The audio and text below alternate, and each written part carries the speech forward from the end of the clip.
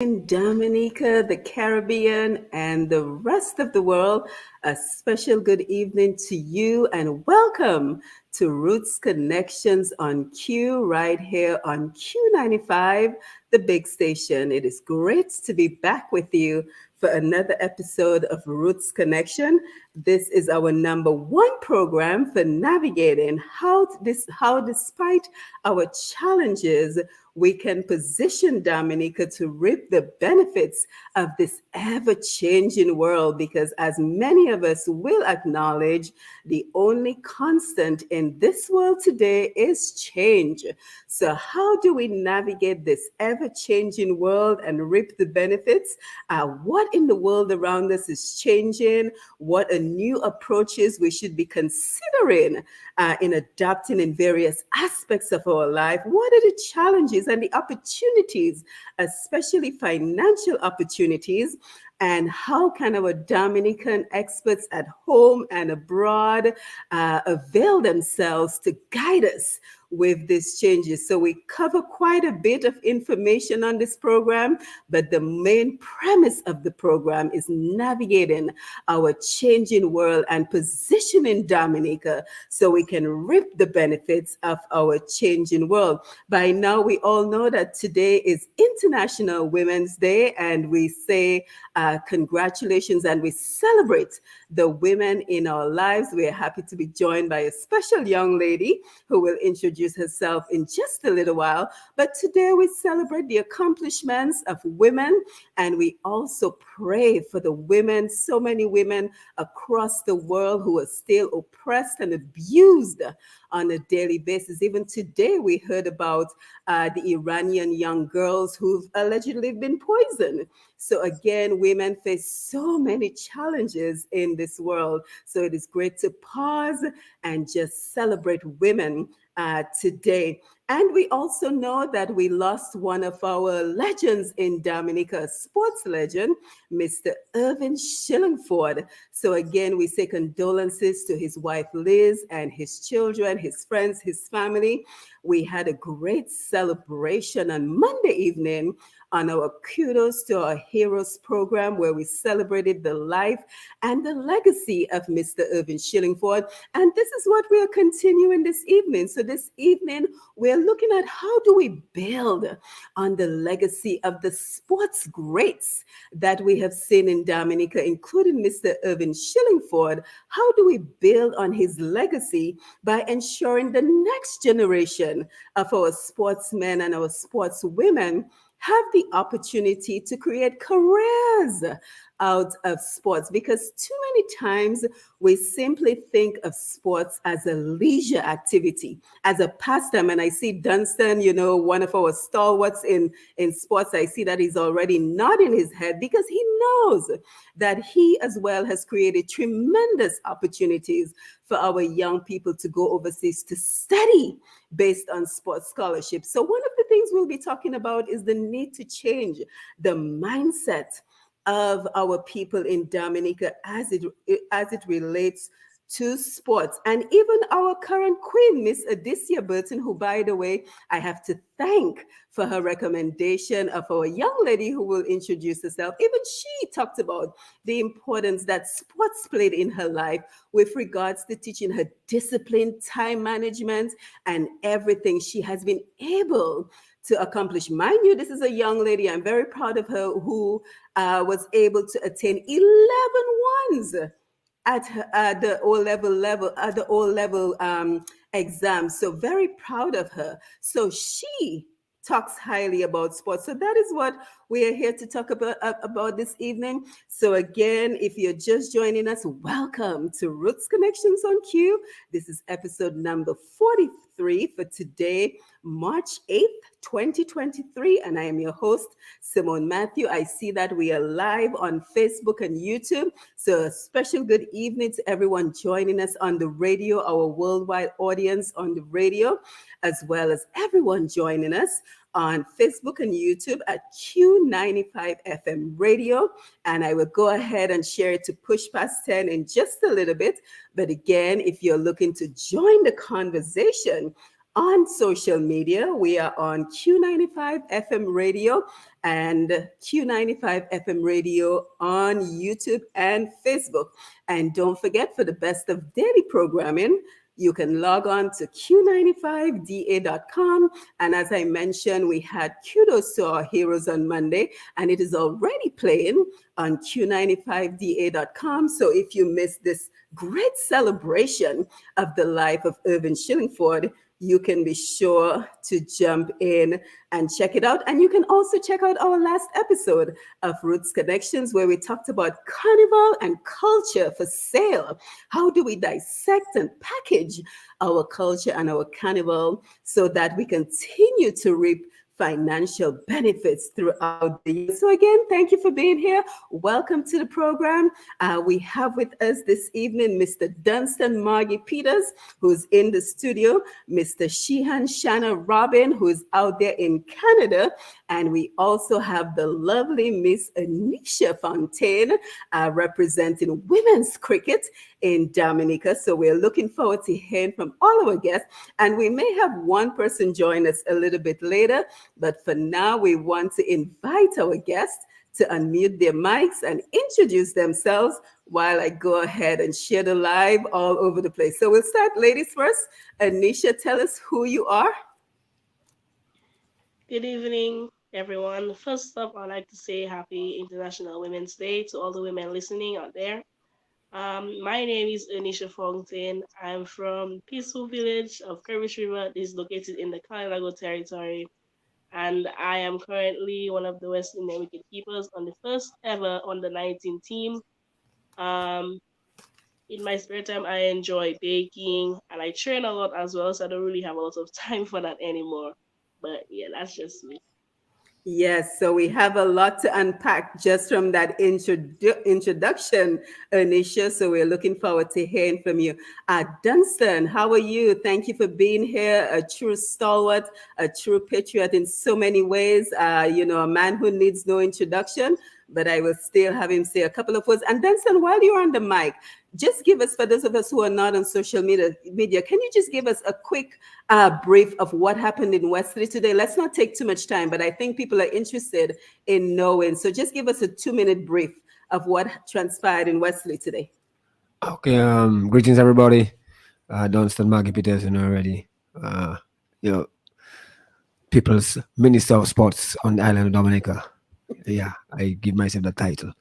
Well, in Wesley today, it was as expected. We went down there with two busloads of the Wednesday people. The people that we work on Wednesdays.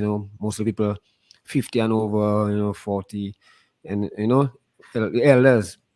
And we were greeted with a whole heap of police and barricades. A whole heap of and when we got there, didn't really expect no real pushback because it's not I don't know. We don't come to do because we've been working for like 50 weeks and had no incident, so we didn't expect all that. But then true say some guy came on social media openly and hurled threats at the people, the workers who said they were going to come, and it went viral. Well, I expected that the police came there to protect the people from the guy, but apparently when we got there, it looked like the police was being commanded by the guy, because when we got there and the people started pray, I've seen a little prayer, opening prayer and stuff like that, near a tent that had nobody under it, two tents with nobody. There was nobody underneath the tent, so a couple people who stood under the tent and they were praying. Some of the others was in the sun, and they're praying.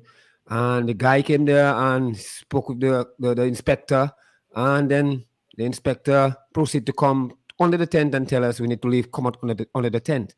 So I asked him why. He tell me that's their area where they're, but I say, well, there's nobody under there, and so the police was actually, unfortunately, instead of protecting the people, was actually on the side of the guy who was hurling threats at the elders, and that was very shameful and very sad. You know what I mean?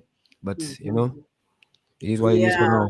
Yeah. Yeah, thank you for sharing that, Dunstan, and that is quite unfortunate. And you just highlighted the many battles that we fight in Dominica on a daily basis. We have so many challenges, so many battles. But I say it all the time, we can walk and chew gum at the same time. So yes, we have to continue fighting these battles in Dominica, but at the same time, we still have to work on creating opportunities for Opportunities. our Yes, sir. people, especially for our young people who need hope, who need direction, who Sure. need guidance. So I always want us to remember that yes, we have to continue these battles, but we also have to remain cognizant of those who need our guidance, direction, and the hope we can offer them. So let us go ahead and invite Professor Robin to the program. Tell us who you are and just give us a little bit of background on yourself. Hi, good evening, everybody. Good evening to all the powerful and wonderful women of the world. Today's Women Independence Day, so I want to acknowledge the magnificent women of the world. So I'm Professor Robin, the founder and creator of Universal Martial Arts Academy. I've been a sports advocate all my life, and it's an honor to be here. I guess most people would have already known me, but for those who don't, I'm a very positive person. I see we have a whole bunch of positive people on your panel tonight, so big up to everybody and thank you for having me. Yes, excellent, excellent. So let me go ahead and also send you guys the link to the Facebook Live so you can go ahead and share that as well. So, again, we want to thank you for joining us to be a part of this conversation. And we say good evening to the Q95 family, Mr. G, Sherwin Norris, our engineer, DJ Shan, of course, Lambi on the console. And we are so grateful for the opportunity to be here every second and fourth Wednesday of the week to tap into that human resources that we have around the world and to reverse the brain drain that we have seen all around the Caribbean region.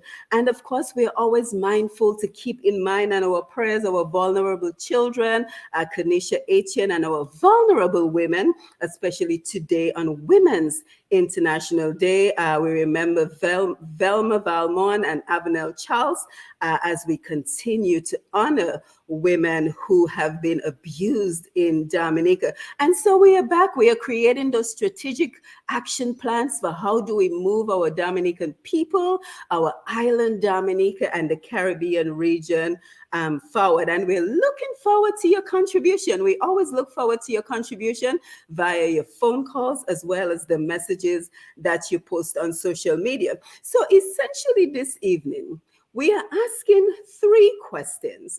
Where were we during the height of sports in Dominica?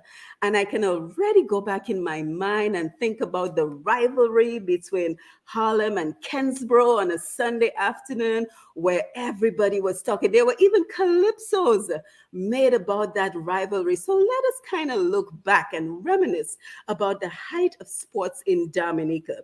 Where are we today in terms of sports? And where do we need to go to elevate our young people and provide opportunities? Because when we think of sports, sometimes we only think about the sportsmen and women. But as Dunstan will explain to us in a little while, it goes beyond that. We're looking at the administrators. We're looking at the coaches. We're looking at the sponsors. We're looking at the public who's involved. And again, I just want to take an opportunity to thank those who are representing here this evening, because one of the challenges that you will find with our ability to elevate sports in Dominica is those who are involved in the many different organizations, the different clubs, do not engage in the media. And I can tell you that not only because I watched a program where Dunstan was talking about it, but because I tried to engage them to come on this program. And unfortunately, I did not receive a positive response. So we have a lot to uncover. So let's come to you, Earnisha, as we begin.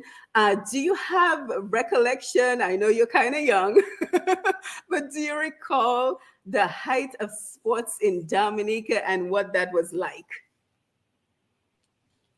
Yes, I recall that, and it was truly amazing to see. that my country was all over the news. To be honest, at some point, and I felt like, okay, like Dominica is on the map. That we're going to get somewhere soon. Yeah, that's what I did. Yes, thank you for that. Professor, you're muted. You're muted. So 1 second. Okay, can you hear me? Yes. Beautiful. Yeah. So I've been playing sports all of my life, from athletics to basketball, volleyball, and I can remember when I was growing up. I will say, without any apology, that sports has fallen in Dominica drastically. However, I remember the days when I was growing up that sports was the hype. That was the getaway for all the young boys in the ghetto. That was our getaway. That's the area where we used to come. And I remember, for example, I can speak very clearly of athletics because I used to be in a club called Westmore Rangers from Marigot. And then you had Westmore Rangers and Olympians and Park and all the different. So you had Portsmouth, you had Granby, you had Roseau. And every weekend we would look for the revival, the champions of those villages, and we would come to Roseau and we would take part in, different activities. And it was a festive time. It was a time where, you know, every young person were looking forward to coming to the Windsor Park. I was about 11, 10, 11, 12 years old at the time. And I used to run away so I could go and do track and field. You know what I mean?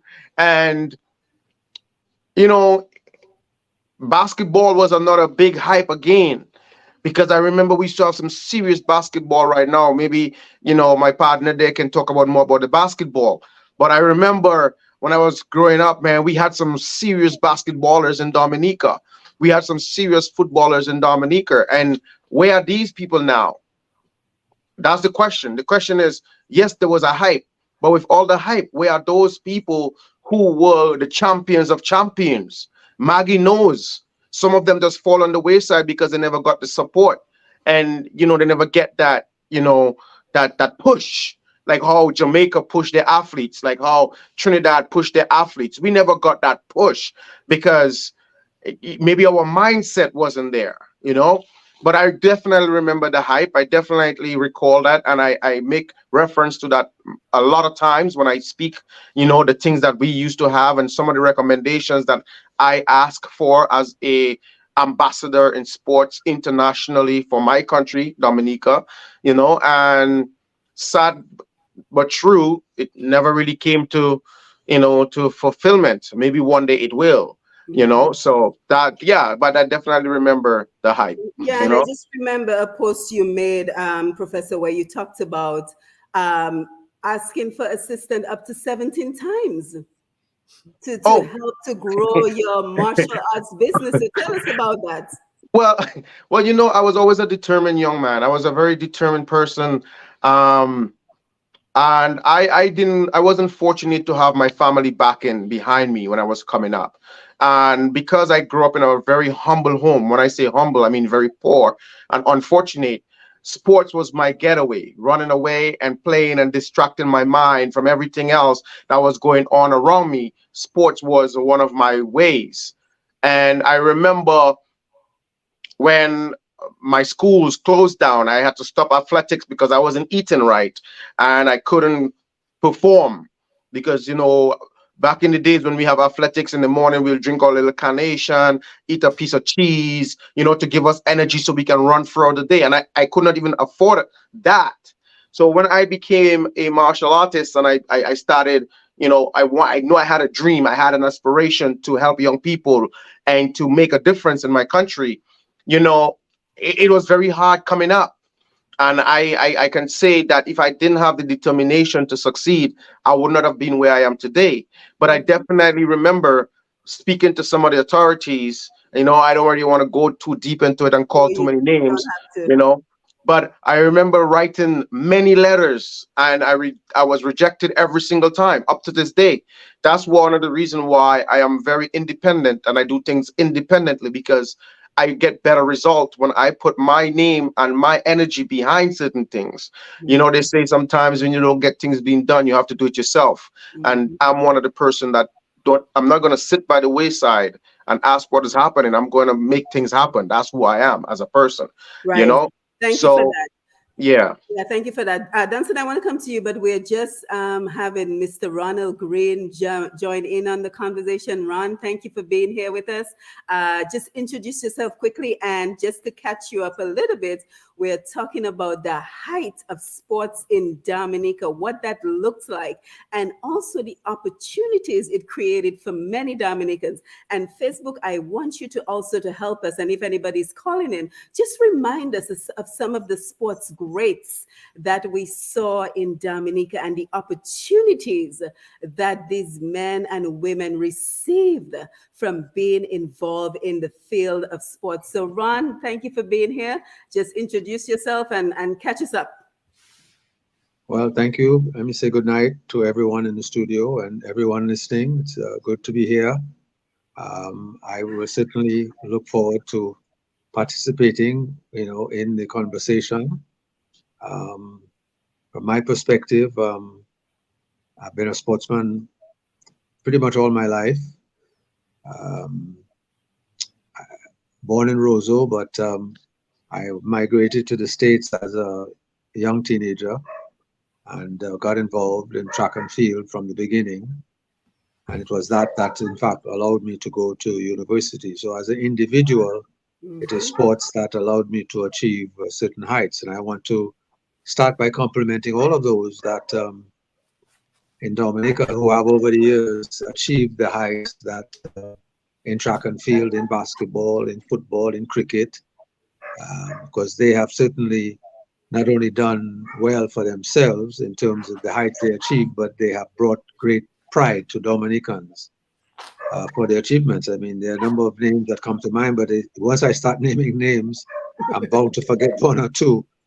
I mean, Brother Romain comes to mind, the triple jumper that did so well in the triple jump in track and field. I remember in the Olympics of 1996, he performed, and I was one of those. I was fortunate at the time to have witnessed his performance. But there are many, many others in a range of sports. Mhm. So I'm happy to be on the program, and I look forward to the discussion and to participating. Yes, and thank you for being here. Dunstan, let me come over to you. The height of sports, and as we already see, Ron mentioned, it provided him with the opportunity to go to university. So we can already check that one off as an accomplishment. But let's come to you as you tell us about the heights of sports in Dominica and the opportunities it provided for our athletes. Yeah, and I'd like to start by bigging up Mr. Ron Green, for he's still right now involved in sports in a big way with the Southeast. He always on the sideline with the Southeast team doing what all his he can, to support them, and also being the for me he's the only real true minister of sports we have ever had in all 40 plus years of independence. I I he's the only one who was a true minister of sports.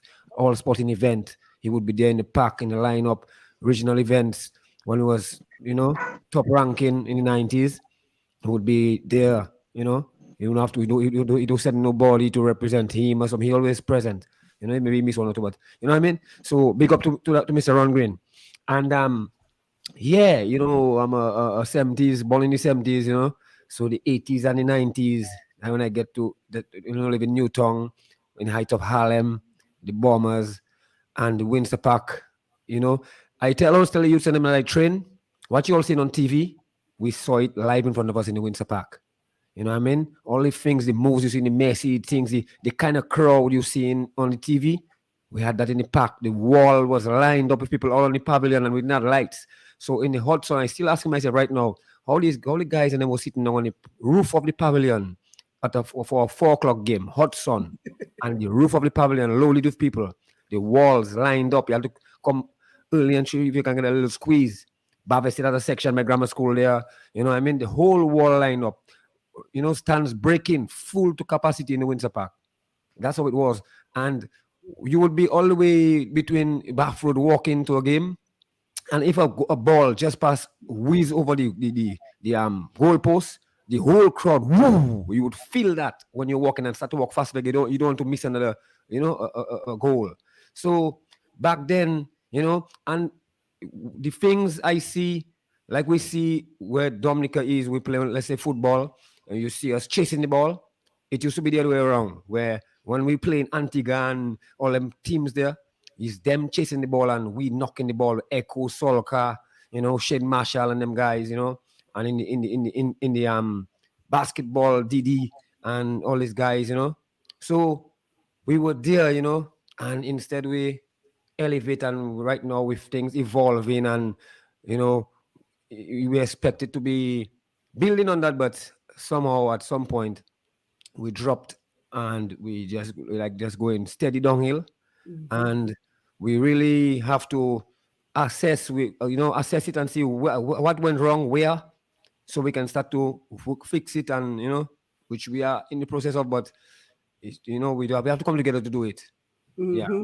Yeah, and it just brings back memories of the days of sports days at the high school level with lime and spoon and needle and thread and sack race and the rivalry between the schools that we don't really see right now. But before we talk about where we are right now, we have to keep in mind that the reason we do these programs is because we see the promise.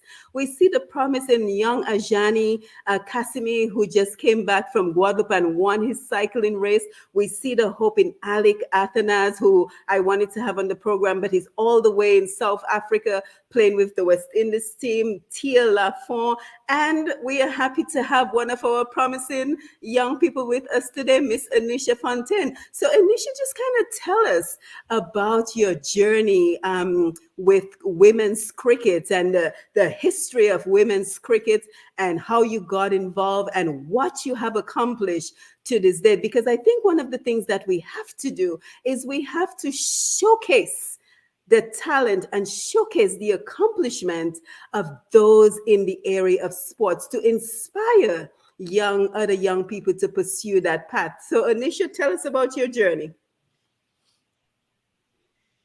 Okay, so I began playing cricket at a very young age, to be very honest. In my backyard is a playing field, so they would have a lot of cricketing events. And I not only play cricket, I play volleyball as well. I played for Dominica as well on the inter-schools team, and a little football. And then I began my cricket career. I started training at the age of 12, and my uncle was the one who was encouraging me, even my mother as well, because we all play cricket in our family. So it like runs in my blood. So I began training at the age of 12, and then I made Dominica team at 15. Um, it has been a long journey, to be very honest, a lot of ups and downs. I started last year with Windwards on the 19 team as the wicketkeeper, and then from there I went to training camps, and then I went to other camps, and then got selected afterwards, but wasn't selected to go to India because I have no idea the reason why.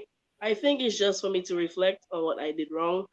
So it kind of discouraged me a lot, but I kept working, and then I got a call last year, December, to come to Antigua for a training camp, and I got selected to be the wicketkeeper batsman for that team.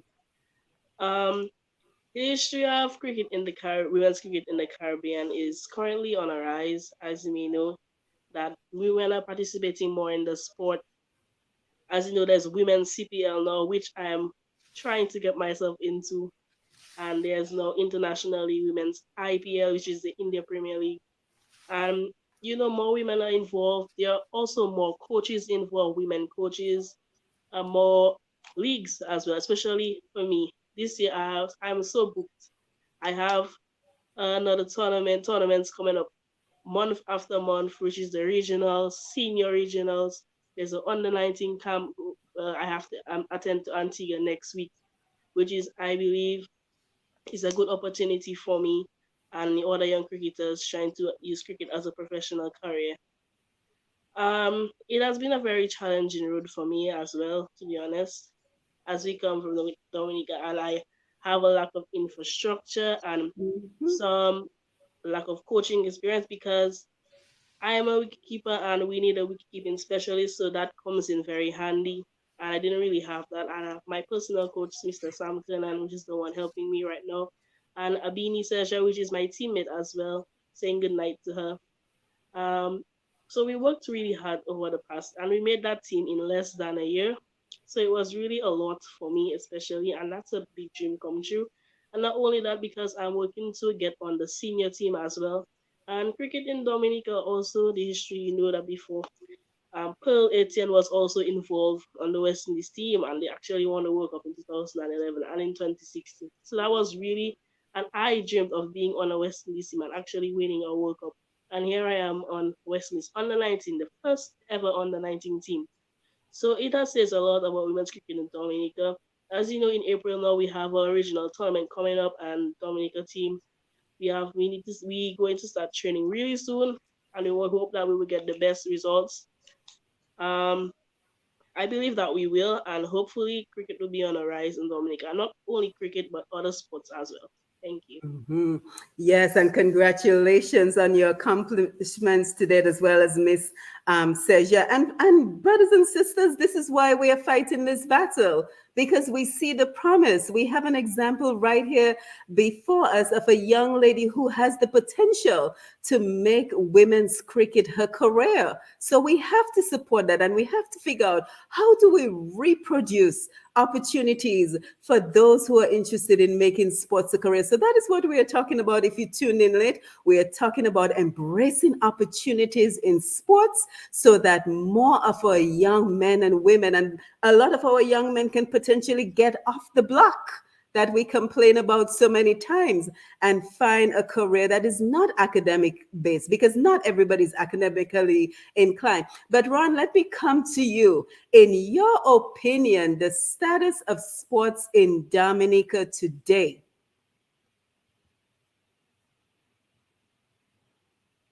You're muted. Thank you. We have a long way to go. Maggie was outlining the achievements and the heights of the 80s. I recall being the president of the Dominica Amateur Basketball Association in the 80s, and the days of Hola and Plastic and all the talent that we had in basketball. So there's a lot of talent. Talent is abundant in our country. Earnisha is an example of a young talent coming up. Mhm. But I would say that at present we are going through difficult times in terms of achieving the heights that we're capable of achieving. I think it's because all the various factors and components that have to come together have not been able to come together to create the environment that will allow the talent to be cultivated and to flourish. Fortunately, Earnisha has had the willpower and the right environment to keep her encouraged and keep her working, but that has not been able to happen in enough corners of our country. It's not a question of throwing any blame, but it does take a combination of government, it takes a combination of private sector, the combination of all the regional and national bodies in sports working together to ensure that all the pieces are in place so that the talent can in fact come to the heights that it's capable of coming. And I don't think we have that right now. I think we have slipped in the last decade or two, and we have to probably, that's a special session to identify the particular slippages that have occurred in the last decade or two, and to identify where we have to push to be able to ensure. I mean, right now in football, I've been fortunate to be working the last 2 decades in the Southeast with, as Maggie pointed out, the Southeast Football Club as manager. We are champions of Dominica now, but it has been a long slog. It took many years of work to get to the heights that we have now.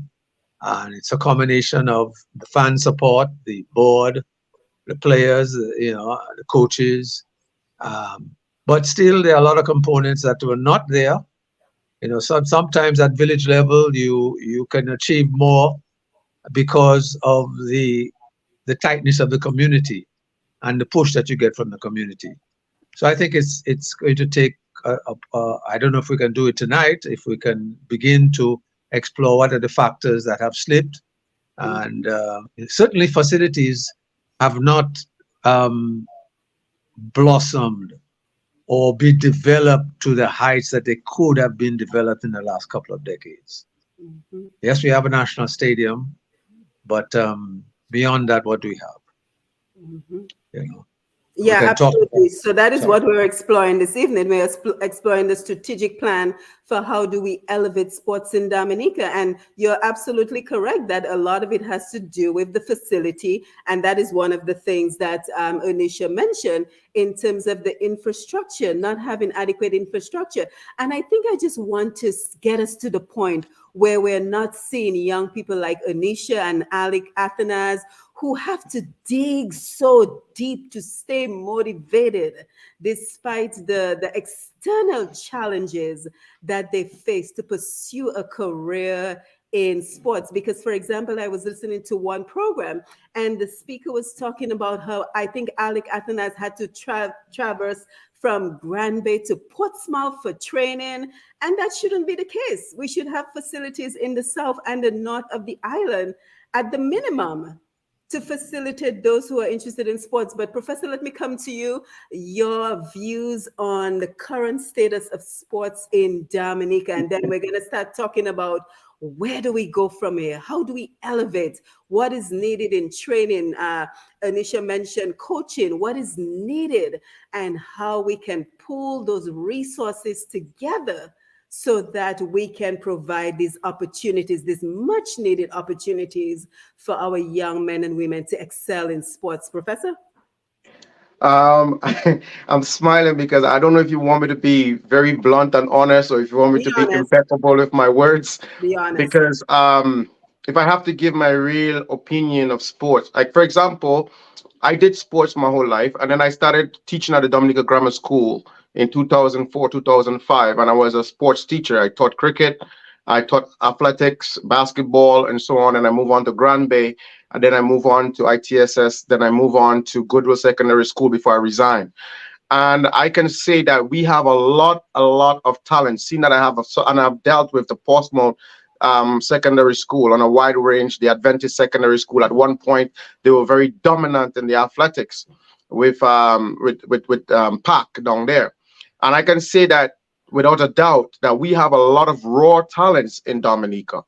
And the unfortunate situation, as Mr. Ron Green said, is that it has been dropping for the last 2 decades. I would say the last 3 to 4 decades, or maybe even 5 decades, probably. And yes, we do have a few young persons who slipped through and made it through university through sports. But what is the percentage in relation to the amount of young men and women who are actually taking part in sports? Mhm. So maybe out of 100, maybe just one or two every 5 years. And that is not, for me, that's not a very good percentage in terms of the representation of our young men and women. So the facilities, I remember 2 decades ago, and every time I speak, I've always been asking for an indoor facility. So I'm going to give you an example. I'm a martial artist. I'm an international martial artist, and I want to host an international karate tournament. And there's nowhere to bring people like 5, 6, 7, 8 countries to with over 5,000 competitors. There's nowhere in Dominica for me to be able to host such an event as we speak. So yes, as Mr. Green said, we have a national stadium, but where do we go from there? If there's rain, then there's nothing that can happen. So I believe that if we pay attention to the infrastructure and we put it in place, for example, you have a closed dome and you can do basketball, volleyball, lawn tennis, ping pong, all of those indoor sports, then we don't have to worry about the weather, because then we're going to have sports year round. You know what I mean? We don't have to go massacre and sit down under a little galvanized, and when it's raining, people wetting and they have to run and shelter across the streets. If you have an indoor facility where people can be comfortable, and people might say, but what is the maintenance? People will be more than happy to pay $5, $10, $15 to come and watch their favorite sports team, compete against another team. And I believe that is one of the things that will keep the young people off the streets, is having an infrastructure where we can have sports year round, in and out of seasons. And that is my opinion. Has that ever happened? No. Have we suggested those things? Yes. And do people listen to us young people? Not really. You understand? And some people are just there for their selfish gains. We have a few generals, like I call Mr. Ron Green, those kind of guys, Maggie. These guys are generals. These guys are there in and out of season to help young people, to not demotivate them, but to help them to grow and push them up. But a lot of young people, like for example, look at Trinidad. Let's look at Jamaica. Look at Grenada. Okay, I can say I was a boxer for about 5 to 6 years for Dominica. But where did it take me? I maybe go to 1 or 2 competition and that was it. There was no real support, no real coaching, no real insurance, no real stipend. So at the end of the day, you have a guy who wants to pursue a career in boxing, and then guess what? He has to go work at Whitchurch and lift heavy boxes all day long and then go train for 2 hours. Do you think he's going to be on his A game? He's not really going to be on his A game. Maggie shaking his head, because we're talking truth to power. If we want to be real, let's be real.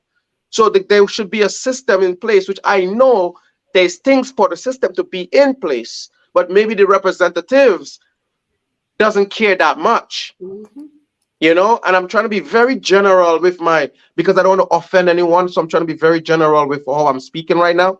But that is the sad situation. So now what you happened with that promising athlete, he's going to lose hope. He's like, boy, that's a waste of time.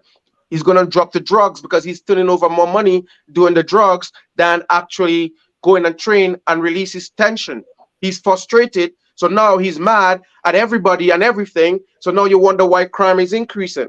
Believe it or not, sports do help to curb crime. Absolutely. On every level. You know what I mean? I can tell you, I wasn't an easy kid coming up. And because of sports, martial arts, boxing, track and field, I was able to change my life around. And that's why I dedicate my life to this. Because I know the benefit that sports have on, especially poor children. Because that's our escape. That's the escape that poor children going to have to take their mind off not having food. We used to go and play for 5, 6, 8 hours with no food in our stomach, and we still had energy. Now you got guys sitting on the blocks, frustrated, anxiety. So there's a lot of trickling down, and I think, as Mr. Ron Green said, we have to come together collectively in order to change that. And it has to start, one, with the proper infrastructure.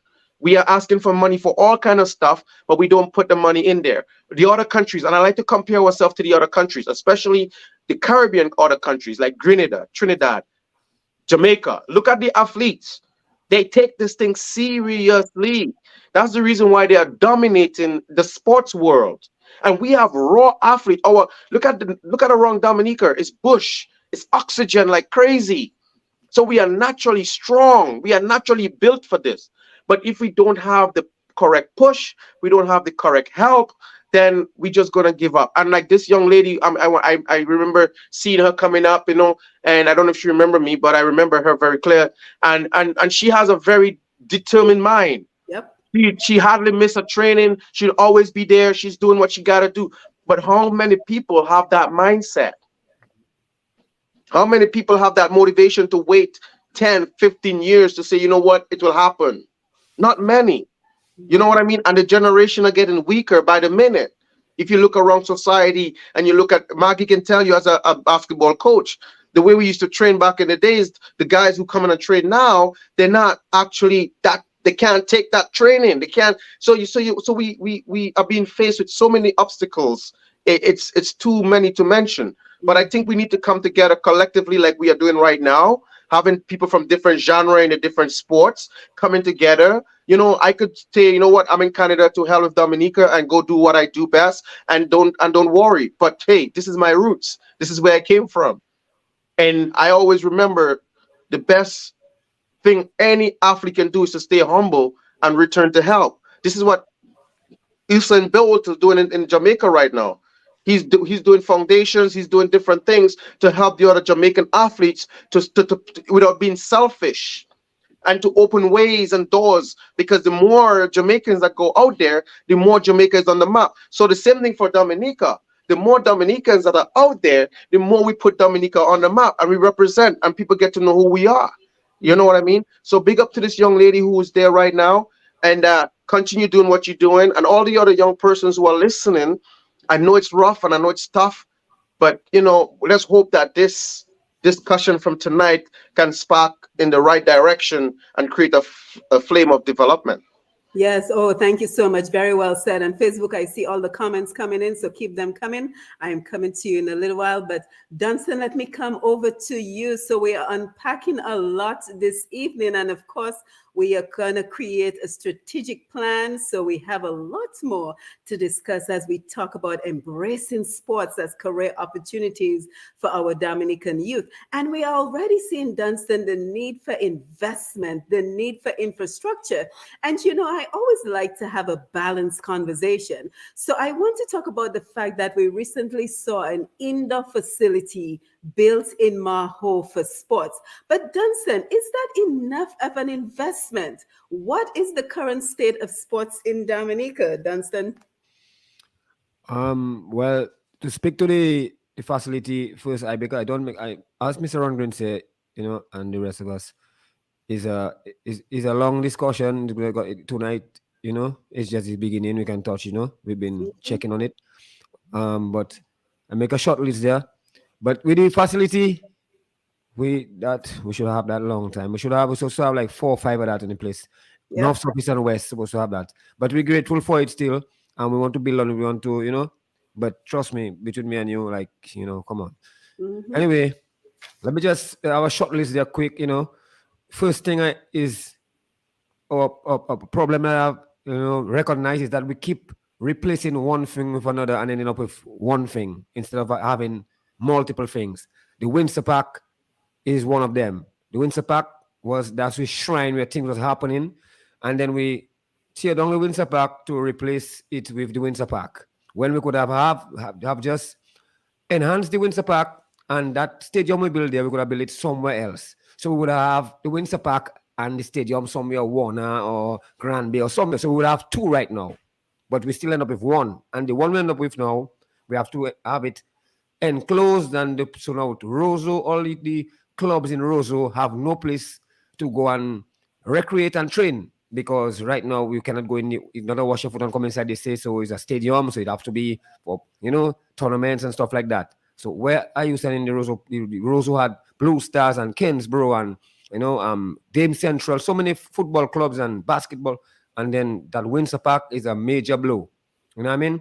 And look again, we're still making that same mistake again. Stock farm, build a facility, stock farm, and then we go and decide we're going to put artificial surface on it, and it already had a surface. Instead, we try to manage the surface to fix it up and put that artificial surface on somewhere else. We would have 2. We would have stock farm with surface and an artificial surface, maybe Pottersville, Savannah or something. So we would have 2. So we keep replacing things with the other, and we're not having the continuity, growth. You know what I mean? Next thing is the media. The media back then used to play a major role. You knew the athletes. You knew, you could go by Mr. Ken. When you go in there, you see how much newspaper clipping, big center pages. The Chronicle had big pages, articles of Ronnie Gustav, Earl White, all these guys, Derek Alexander, all these guys. So you knew these people, you see them, you want to go in the park, because if you going to watch a team, you want to know who's on the team. So where you're going to check the team, because you have that player, you see him, you know what he can do, so you want to go and see him perform against another team. You understand? So the media is a major thing, because it's marketing just like a product. If you have a product, it's a great product, but if nobody knows about it, then it's nothing. it makes no sense. You check. So that's where DA Sports Vibes and Wang and myself, Albert Tit, we're pushing it from other guys coming on board, and the thing about it is people like to see something start rolling before they come on board. So you have to be willing. You have to be willing to stick with it, and keep pushing until people see, and then they come on board. So slow but sure we're getting there. But DA Sports Vibes is doing a good job right now, and we just urging other people to come on board to help us, because media is major key in anything in the world, and sports is no exception. And I mean, and like we said, this structure for us to get that, make it happen by, like Earnisha is doing it, like she says, she's self-determined and stuff like that. But we need to have things in place that will make it more efficient.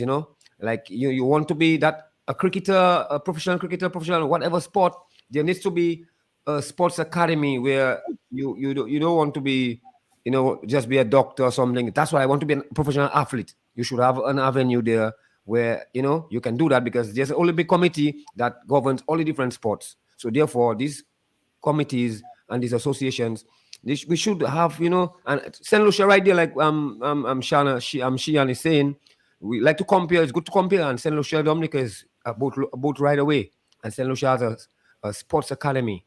Yeah, and speaking of St. Lucia, Dunstan, I don't mean to cut you off, Yeah, no but problem. in terms of investments, I remember in one of your programs you talk about St. Lucia sending football players to Germany. So that Definitely. shows you an island that is investing in the Exactly. potential of its athletes. Exactly, and that is where Saint Lucia is who reached out to us through myself, where we get after a long while to get some students, athletes to get scholarships through the Free Kick Foundation, and so they saw with the same media. I'm talking about social media. I've been pushing the athletes, promoting the pictures and videos on my page, and the guy who is the head of the Free Kick Foundation sees that, and he reached out to me and say, "Hey, would you like to bring some of your athletes to try out in our showcase?" And I say, "Well, tell me about it." And he tells me, and boom, and we go over there with 7 athletes, and 6 of them get scholarships, and it's a big showcase, and lots of St. Lucians there, so they invite the other islands, and the islands didn't respond, because, and the same thing like Sheehan is saying, a lot of people in the position in the associations with no vision, so they're getting things knocking them in their face. Hey, look an opportunity, and they're just watching it like, because it doesn't, they have no vision, so they don't even understand. They're saying like we have to spend money to send the people over there, and all they're seeing is money, and and not seeing the benefits to the country and the holistic thing. I mentioned the lives of individuals. You understand? So by now, we should be having our own showcase and inviting St. Lucia, but instead, that just go by the wayside, and now the whole program kind of just flopped for now, and we're trying to resuscitate it. But we need support for that. You know what I mean? And also, we need to highlight and spotlight our legends of sports. Coco Shoe, these guys, Prags and all these guys, the plastics, and them, they pass on the streets and the youth see them and don't know who they are, because there's nothing, no history about them, no nothing. And they paved the way, and the associations, they again, and the different ministry of sports and stuff. So need to find a way to let the youths and them know who these guys are, so they'll appreciate them more. And when Fox from Newton come by the Savannah and he's on a game and he tells you something, you will know, hey, boy, Fox are talking to me there, so you will listen. But when you don't know who he is, just he's an old guy that is talking loud, you're just gonna, you're not gonna take him on. So that's some of the things we need to, look into, among other things. But we have to start somewhere, and we have to come together and cooperate, communicate, and respect each other. And just don't try and beat your chest and try and do it by yourself. Let's support each other. Yeah, and I want to come to you, Ron, for any thoughts you may have. But Earnisha, as Mr. Green is speaking, I want you, and I think it is so important that we have you here on this program, because you are currently a sportswoman in Dominica, and you talk about all the opportunities to go to camp. And I think we can all agree that one of the issues that we have with sports in Dominica is, for example, when somebody's interested in pursuing sports, they may have to take time off from their job. And how many jobs are willing to give as much time as possible off to young people as they pursue their careers in sports. So, Earnisha, I want to come to you and I want you to tell us, because sometimes we talk about young people, we talk, over them, but if you had a magic wand, with your interest in pursuing women's cricket, what exactly would you want to see implemented in Dominica so you would be able to pursue your career? So think about that question for just a little while. Mr. Green, you have any thoughts you want to share at this point? Yeah, I wanted to compliment Maggie and the point he made, particularly about promotion and public relations and the work he's doing. And what came to mind when he was talking was Arlington James, who had been doing an excellent job in the newspapers with the history of basketball, and trying to ensure that we understand who has made their contribution in the area of basketball over the years. Um, right now, we are champions of Dominica in the Premier League in football, and how many people know the name of Jocelyn Prince and Javid George and Yannick George and Darren Lazar and the other Adriel and so on, the other footballers that have, should be in effect household names in Dominica because the team has been champion for 2 consecutive years in the Premier League. So that promotion in this day of the social media is critical to to to embellish the dreams of people like Earnisha and others in a range of sports, in whatever sport they may be. You have to dream first. It was Ernisha's dream at 12 years old that brought her to where she is right now. She was able to pursue that dream with some level of determination and put in the time so that she is now on the under 19 West Indies team. And there are a lot of youth around the country that need to have their dreams embellished and their dreams have an opportunity to flourish. And I think it is in this area. Simone, you are hosting this program. You are in media work. I think that point that Maggie made is an excellent point. And it's only one of the points he made. He made a lot of good points, but I just wanted to pick up on that particular point as a way of spreading the word as to who are the athletes in basketball, in volleyball, in cricket, in boxing, in martial arts, in football, in all the sports that are shining. Who are the young ones coming up? Who are the under 19s that will be the stars in the very near future? You know, and give them their credit, give them their kudos whilst they are young, so that their dreams can take them much further. Hmm. And it's so interesting that you mentioned that because one of the things we're looking to do is sort of highlight those who are striving for excellence, because yes, it's important to highlight those who have done the work and created the legacy, but I also think it's very important to highlight the Earnisha Fontaines of the world who are on the path to greatness, right? So Mm. how do we showcase her, to show her how proud we are of her, and to inspire other young people? Because I'm sure even now there are already young girls who are looking at Earnisha and thinking, oh my God, I want to be just like her when I grow up. And that is what we want. So we're going to come to take your phone calls in just a little bit at the top of the hour. But I want to come to you, Earnisha. Professor already mentioned just having that willpower. That is so important to sports. But tell us, if you had a magic wand, what can we do for you? Okay, so firstly, I would say I would like to have more facilities for training and programs, especially as before, in cricket, they used to have kiddies cricket and grassroots cricket before, and little girls used to be participating, such as me as well. So I would like to have that again, and even more qualified coaches to come to Dominica to train, especially during for various aspects of the sport for cricket as well. Because I'm a wicket keeper, I need a wicket keeping coach to train me as well. Even a physiotherapist as well should be involved, and even fitness coaches should be Mm-hmm. involved in the sport of cricket as well.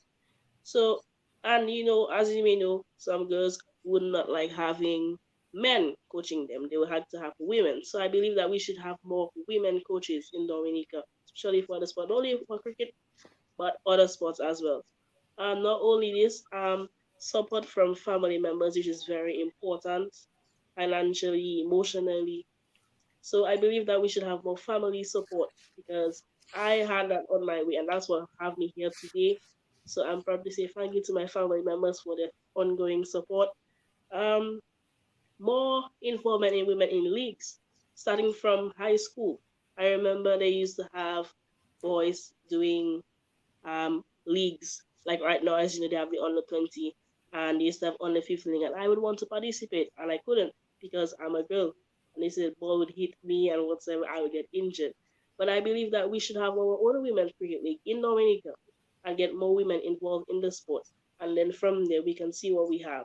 And maybe, hopefully, we will dominate in Dominica and throughout the Caribbean. Thank you. Yeah, and thank you for that. And while I have you on the mic, let me just ask you because I think you had an opportunity to travel to South Africa, was it, to represent the West Indies team? So just tell us what has been your traveling experiences like so far, and the opportunities that you have enjoyed so far from being in cricket. So last year I began traveling in April. I went to St. Vincent for a bilateral series against Trinidad, and then I went to Trinidad for a regional tournament, and then I went to Antigua for training camps. And the traveling has been very amazing for me, to be honest. And then I got to meet West Indies senior women captain Haley Matthews in Antigua, and that was really truly amazing for me, and I enjoyed it the most. When I went to South Africa, trust me, the traveling was very and extremely long, and it was a bit tiring, and it was difficult for us to adapt to the conditions because the air is a lot thinner down there and it's hotter. So it was a bit difficult for us to train as well. And then we got to South Africa, and then a lot of interviewers came to us. We got exposure at the World Cup. As you know, women's CPL is coming up in August, and they're looking for players such as me. And even women, girls from the Under 19 World Cup were selected to play in the IPL as well, the Indian Premier League, which is international in India that is going on right now. So it was just amazing experience, and also seeing different cultures, going to the zoo and the safari, seeing different animals I've never seen before. So it just was a great exposure for me and a great experience. Thank you. Amazing. And you know, our perspective changes when we travel the world. I'm not sure if anybody else has experienced this, but traveling just opens your mind. It opens your perspective. You see the world differently. So the traveling that Earnisha is doing right now is so important. And congratulations to you, Earnisha. Congratulations, Maggie, on the opportunities that you're providing for young people. But let's go over to the studio and take some of your calls, some of the Facebook comments. And then when we come back, let us get into the real meat of the matter. That is, where do we go from there? How do we elevate sports? And Maggie, I'm going to come to you first and foremost because I know that you're doing a tremendous job with DA Sports Vibes. So I'm going to come to you first, and then everyone else, let us start thinking about where do we go from here? How do we elevate sports in Dominica so we can create that strategic plan? And we know that a lot of what we're talking about is very difficult, not impossible, but very difficult if we do not have a national policy to guide our sports, the direction that we want to see sports go. So yes, there has to be a national policy. Yes, there has to be government intervention. But what as we as a community can do to get the ball rolling in the absence of that national policy? Lambi? Roots Connection and Q, taking your calls right now. The numbers are 449 3095, 449 3096, 449 3097, 616 4257. The international access number is 305 432 9624. Let's run those numbers again. 449 3095 96 and 97. 616 4257 305 432 9624. Back to you, Simone. Yes, thank you. So, Facebook, let's take some of your comments again. Thank you for being here, everyone who's joining us on the Facebook Live. Don't forget to share the live while you're on Facebook, on Q95 FM radio, on Facebook and YouTube. Dorian Dorival, great to see you. Good night. Greetings to all. I'm late and I'm here, and blessed greetings to all women. You are on your special day. Clyde Gregoire, nice to see you. Thank you for being here. Judith Cochran, good evening to all the panelists and great discussion as usual. Thank you, Judith. Jordan Luke, losing Windsor Park was a major blow to the social fabric of the country. I completely agree with you, Jordan. Carl Coffee James, my friend, good to see you. Greetings, I'm here for class. Good one, Carl. Jordan Luke, that's one thing that need to change. Tournaments starting in June and years start before training camp start. Jordan Luke again, the status of sports failed. Look at the great sportsmen of the past. Not a lot of young persons to look up to. Edna Jean-Jacques, good night, good evening, nice to have you here. Deborah Charles Smart, great to see you. Access is key. Jordan also says there's also needs to be a push in administration. We need administration more than facilities, I think is what you meant to say. Dorian Dorival, Dominica, in this time, have a long way to go in sports because our administration have no interest in sports, but just being where they are at the present moment. Murray Joe, great to see you. Clyde Gregoire, the gangs in Roseau was formed after the Windsor Park was broken down. Interesting observation, Murray. And I see Dunstan is nodding because I don't remember we having gang problems in Dominica when I grew up in Dominica. And yes, in fact, the Windsor Park was in existence back then. Jordan Look, big truth, losing Windsor Park was a big blow. Avril Bertrand, great to see you. Stadium had no place in Roseau. Jordan again, at least 30 teams down to 5. Nasty business in them Roseau ballers, okay? Deborah says, big up to my new pal rep, Dr. Williams, for reviving sports in the Southeast. Last weekend, Sports Day was well received. Looking forward to seeing more of this at least every quarter. Thank you for your comments. Let's see who else we have. Avril says, Jordan, look, nothing as it is always to pacify the public as a distraction. Avril, extracurricular activities and academics are crucial for growth and development as well as community. Let's see someone we haven't taken as yet. Sandra Green in netball. Yes, that was my favorite sports, Sandra.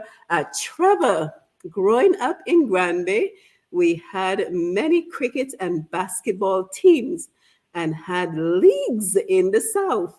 However, over the years, there has not been smart investment in sports. Sports isn't seen as something one can make a successful career from, and thus is only seen as recreational.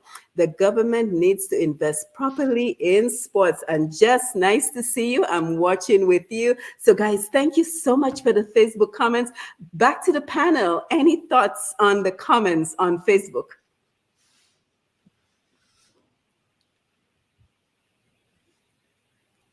Professor, no one has any thoughts on what everybody's saying on Facebook. What about the Oh, observation? I thought you said Maggie was gonna go first, so I was Oh, being no, respectful. I'm sorry.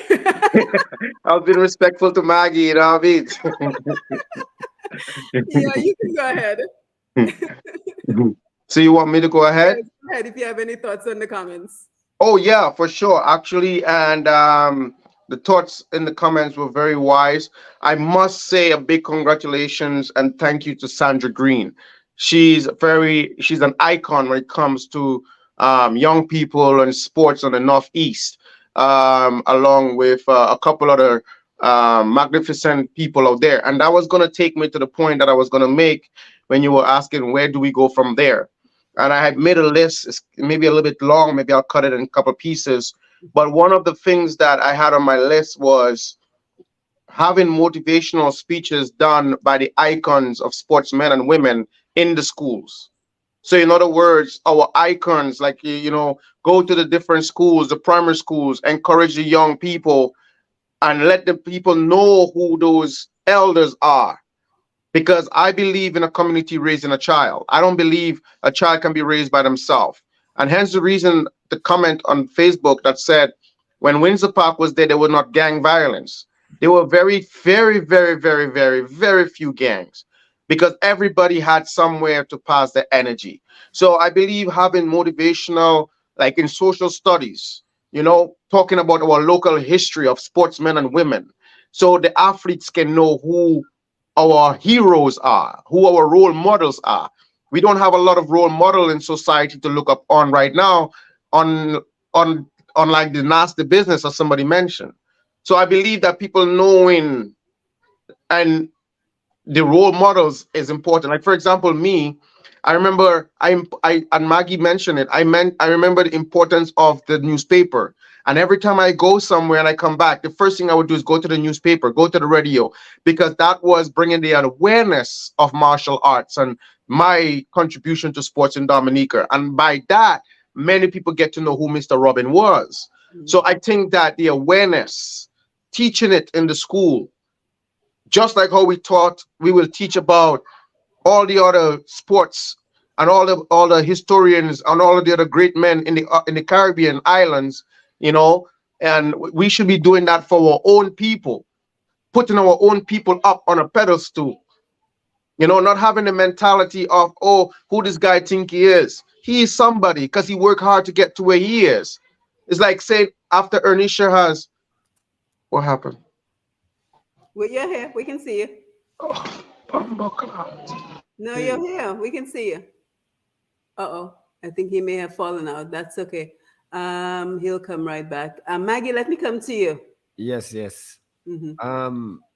And yes, so really and truly, we always tend to run away. We tend to run away from it, and but Molly motivates, and this voluntary thing, where the coaches, the administration, these things, you have to be a full-time thing, because Mhm. you cannot be, running an association, a national association like basketball, Dominica Basketball Association, basketball, you governing basketball of the whole island, and it cannot be you're working a 9 to 5, and then after your 9 to 5, you come in now and do a little thing for the basketball of the nation.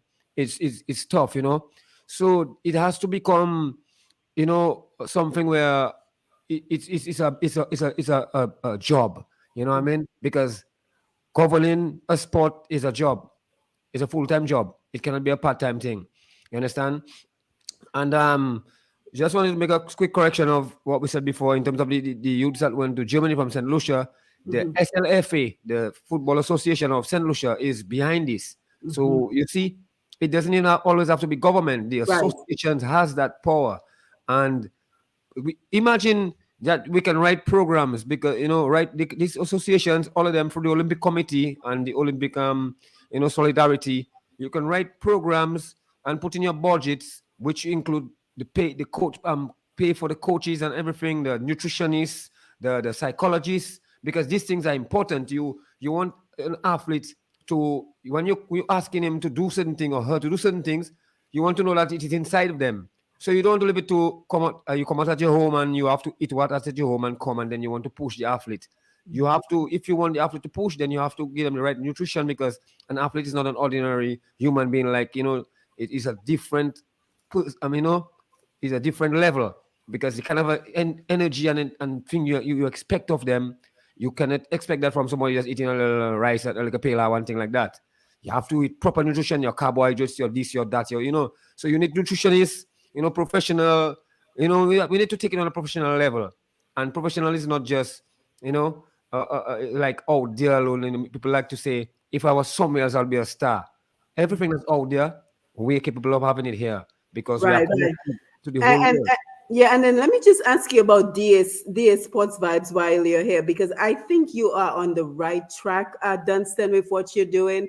but I don't think you're getting the recognition and the support that you need to take this to the next level. So tell us about what is DA Sports Vibes, what are you doing, and where do you need the support? And then Mr. Green, I want to come to you as we start talking about where do we go from here? How do we elevate sports? What is needed to ensure that young people like Earnisha and even the not so young who are interested in pursuing sports as a career, how do we create that opportunity? How do we create that plan to ensure that they do not have to go through the insurmountable amounts of challenges that those we are seeing who are successful have to go through every time to make this into a career? So I'm going to come to you, but before I do, let me have Dunstan talk about DA Sports Vibes and all the work that you're doing for sports in Dominica.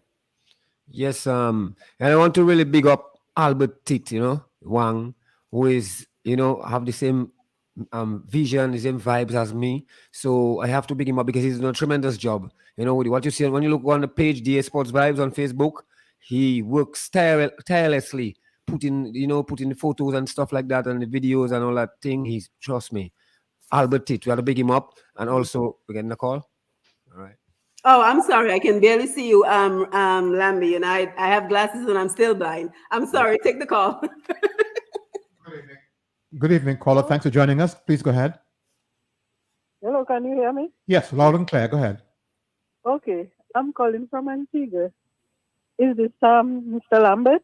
It is. Okay, this is Rosie from Baba. Yeah, I got the voice. Okay, I would like to make a contribution. I like the topic you all are discussing. My daughter, sports releases stress, especially in young people.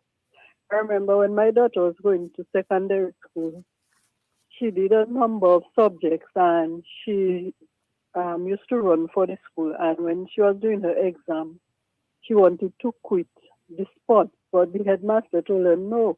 And she was adamant she wanted to quit sport. And he said, no, the sport releases stress.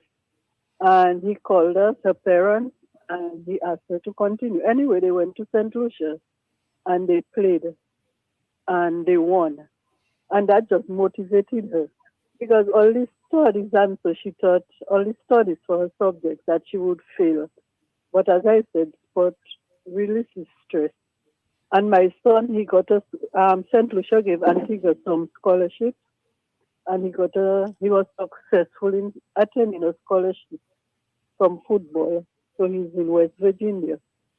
And another thing, sports help with academic too, because when they play the sport, things like being manageable and helping, and so that help them in attaining high scores academically.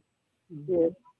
And the team he's playing for in West Virginia, they won another, they hadn't won a game in 20 years, and they won that game. Yes. Yes. I wish more young people would see the need to do sports, but the facilities have to be there, Mm-hmm. And on another note, I would like to tell all the phenomenal women in Dominica and further afield, happy Women's Day, especially to my mother, my boss, my siblings, and myself. My birthday was on Sunday. Mm-hmm. And I would like to tell Lambert to continue to cherish your lovely wife, Pat. And I wish her all the best. Bye. Thanks, yes, Rosie. thank you, caller. And good night, Mr. Ron Green. This is Rosie. I guess you remember me. Okay, bye-bye. All right, thank you, caller, for your contribution, and thank you, and happy belated birthday. And you're so right, because that is one of the other topics that I wanted us to cover. I was going to come to Earnisha for that in terms of the benefits of sports, but I want to go back to Dunstan. But the caller is correct, because I remember in high school I played netball from first to fourth form, and the greatest mistake I made was to quit netball in fifth form because I thought I had to study.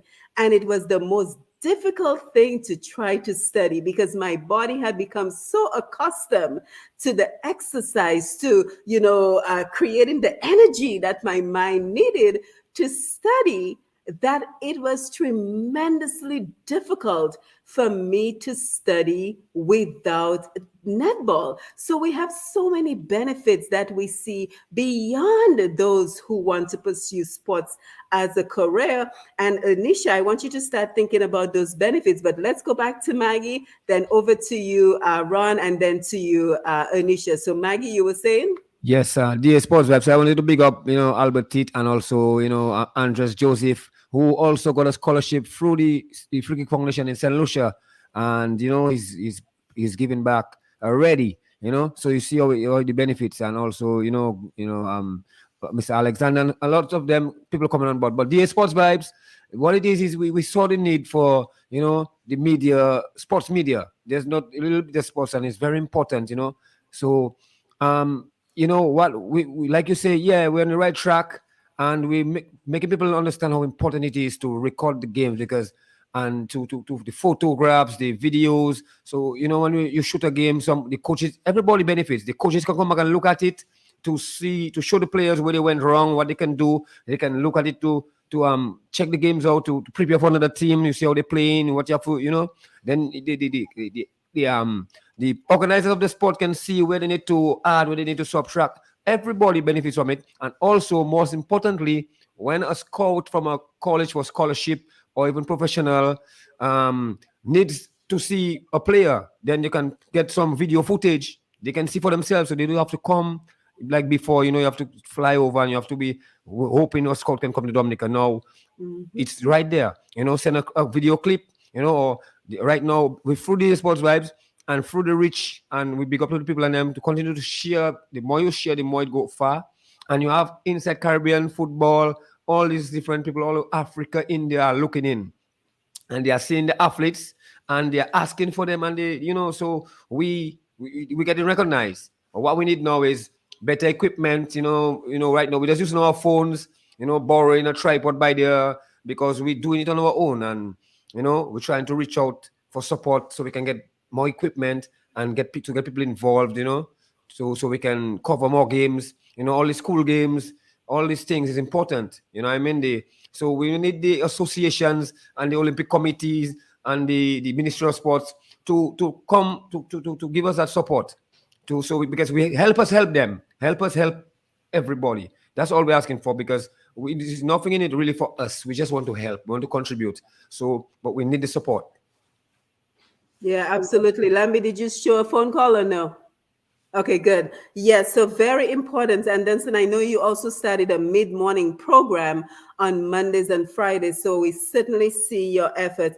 And it's so important that you mentioned showcasing our talent, because, correct me if I'm wrong, but I think it was on one of your programs that I heard that someone said that the NBA, the National Basketball Association of America, is looking to recruit internationally. So think about the opportunities for those who are willing to showcase the talent on social media.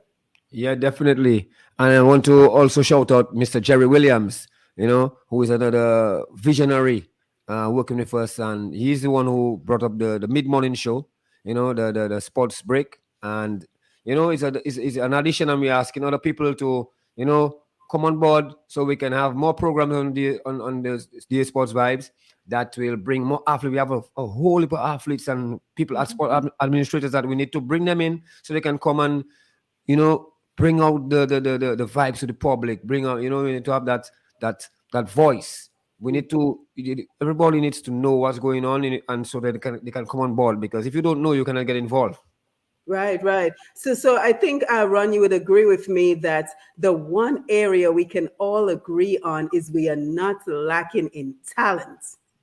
We are not lacking in talented sportsmen, sportswomen coming out of Dominica. But how do we create that path for them? We already talked about so many topics: the infrastructure, investing, nutritionists, training, coaches, the media. But how do we create that plan to ensure opportunities for our sportsmen and women? Thank you, Simone. I think I mentioned the word coordination of all the main actors when I opened up my remarks earlier on. And I think that's a key factor in bringing the best brains and the best people together. So I think we need something like a national sports council Mm-hmm. where we can bring all the main actors in one place to focus on prioritizing the needs and prioritizing the facilities and just coordinating all that is required to ensure that people like Earnisha reaches the heights that she's capable of reaching. She identified the coaches that she needs, Yes. but who is going to actually, ensure that that happens? I don't think we have seen the leadership at the state level that we have seen in other countries, like in Jamaica.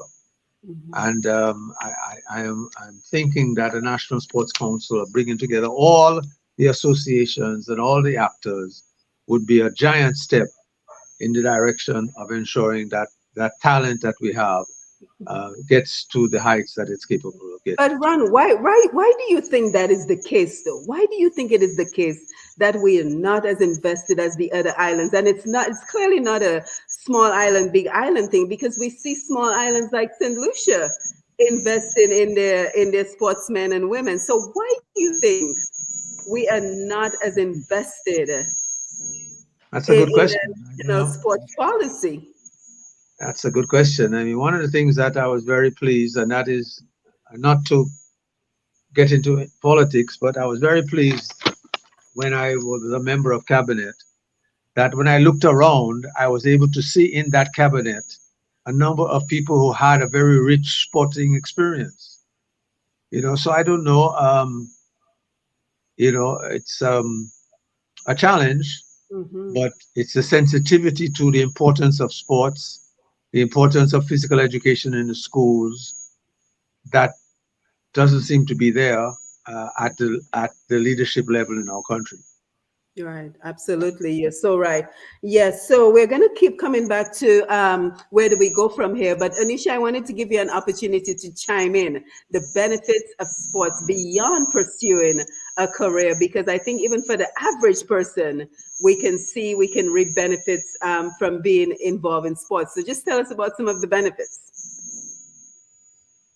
So I believe there's a lot of benefit in sports, especially you can use sport as an escape. Like I use cricket as an escape to get away from stress, and it reduces depression and anxiety, and also it promotes leadership skills.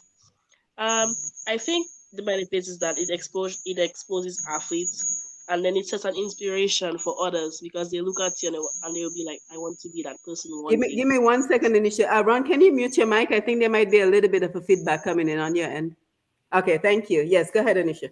Thank you. So I think sports, the benefit of sports mentally prepares you, and it boosts your mood and self confidence, especially me. I was not really a confident person before, and now I'm so confident. And I think it also helps to improve your concentration and focus mentally. And as a wicket keeper, I would say that because I need to concentrate on every single ball. Also, physically, it keeps you healthy and in shape, and you can manage your weight that way. And I Mhm. believe that discipline, I always tell myself to stay humble and be as positive as always I can be.